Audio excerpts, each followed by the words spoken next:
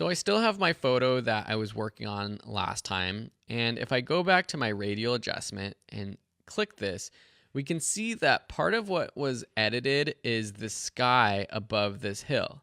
So it might be easier if I turn this off so you can see that. See this part of this sky? Let me zoom in just a little bit so you can really see. Go back to my radial filter, turn this on, make sure I have it selected. So part of this hill in the background that I had added the graduated filter to make it blue is becoming warm, and I don't want that. So what I can actually do is use a brush, clicking this brush tool, to add or subtract part of this selection. So I want to subtract, so it has the minus or erase option. Let's make the brush size a little bit smaller, feathering a little smaller, flow will increase, something like that. Now if I brush over here, you can see that I can get rid of some of that selection. Now I might have to go in and make my size really small so I'm not selecting some of these houses up above. But say I go through here looking pretty good and then I go, whoops, I got some of that tree. We can just click that plus sign, and now this is sort of an add brush that allows us to add, if I make it really small, back some area so you can get pretty precise. You can also just use the option key to switch from the plus to the minus. So holding down the option key gets me my option brush so I can just quickly move around. Now this is just sort of a workflow thing. I'm just using this brush, but now I've gone through this whole area, but I want to move the photo to the left or right. Just switch over to the hand by pressing the space bar, click and drag. Now I can go back here, option to get my erase brush, erase all this. So now the background isn't being adjusted by this radial adjustment. Cool, right? So now let's zoom out all the way, see what it actually looks like, turn off our mask, and now that probably looks a little bit more natural. All right, so there's one other option, and that's this range mask, and you have that both for your graduated and your radial filters. Let's go turn on our overlay, go back to edit, and then let's delete this for now because I just want to have my graduated filter. So see how we have this graduated filter, it's selecting everything.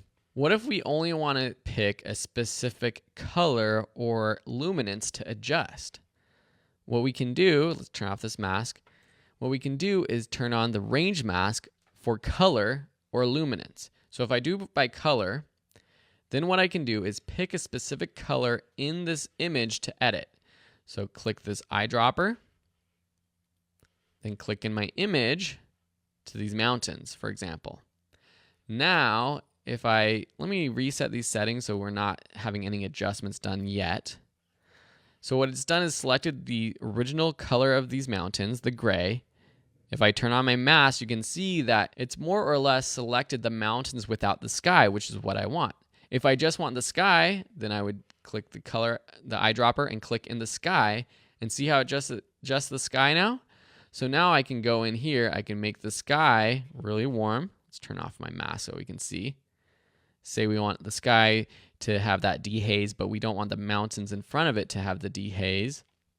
You can make it brighter, make it darker, or whatever. And now that adjustment is just being made to the sky. If I want to go in and sort of adjust how much is selected or not, I can choose this color range.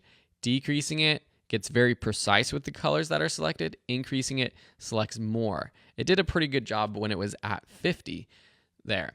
Now, if I want to go in and adjust just the mountains now, what would I have to do? I would actually have to go and create a new graduated filter. So let's go ahead and do that. Reset our settings. Click and drag over our mountains. Actually, let's make this green down here. Turn on the mask so you can see what's selected.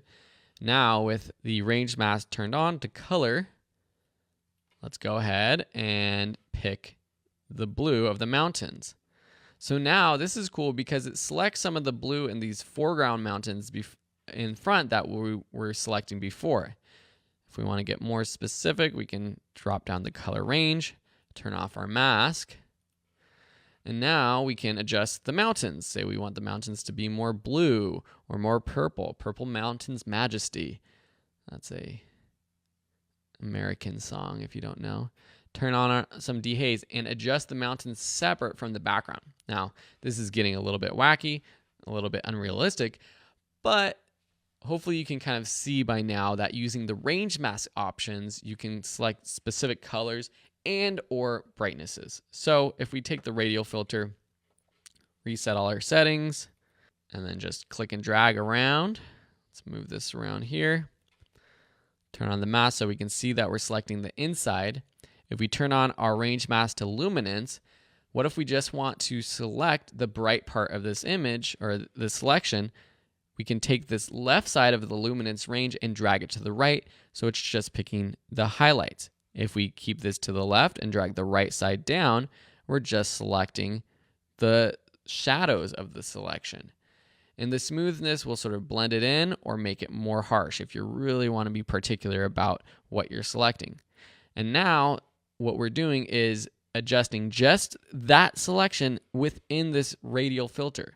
So if we want to bring up the shadows of just this selection, we can bring up shadows with blacks, shadows right there. There it was. Exposure. That doesn't look good. We can create sort of a Halloween effect like so. But you can see that it's just affecting that part of the image now. Again, this might be good if you're shooting a photo portrait, a group shot, and some people are in the shade, some aren't. You got splotches of light in the shade, some fully in the sun. You can make a selection of just the bright parts of people's faces and bring those highlights down, or you could select just the shadows of people's faces and bring them up. It's a great way to be very specific with your selections and adjustments. Thank you so much for watching this tutorial, and we'll see you in the next one.